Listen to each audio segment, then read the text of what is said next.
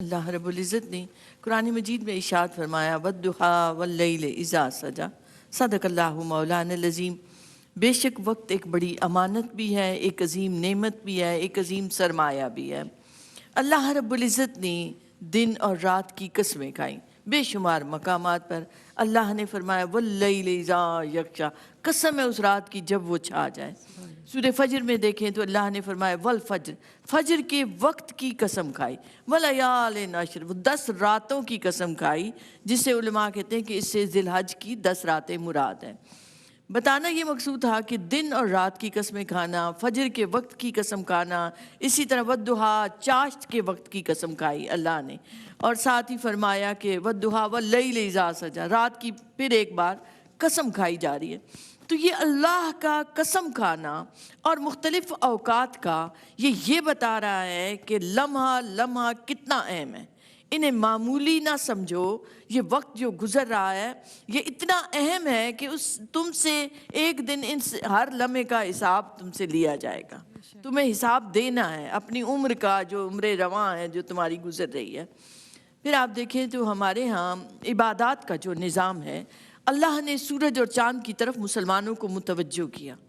آپ دیکھیں ہمارے روزے اور ہمارا حج وہ سورج سے وابستہ ہے، نہیں چاند سے وابستہ ہے۔ چاند نکلتا ہے تو اسلامی سال، ہجری سال، اس کو قمری سال کہتے ہیں، چاند کا سال۔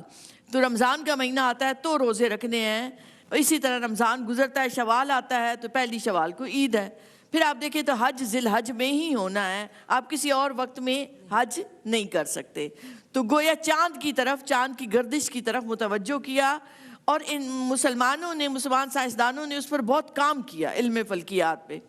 اور پھر آپ کی ڈیلی کی جو عبادت ہے، نماز لیں، تو اسے سورج سے منسلک کر دیا۔ سورج نکلتا ہے تو سورج ڈھلتا ہے تو یہ نماز، سورج غروب ہوتا ہے تو یہ نماز۔ اب کیا ہوا کہ سورج کے لمحہ لمحہ پر نظر رکھی مسلمانوں نے، مسلمان سائنسدانوں نے، اس سے اوقات نکالے اپنے نمازوں کے۔ گویا سورج ہے، چاند ہے، گردش لیل و نہار ہے، یہ 24 گھنٹے ہیں، جیسے آپ نے بھی کہا کہ امیر اور غریب کے پاس یہ یکساں ہیں۔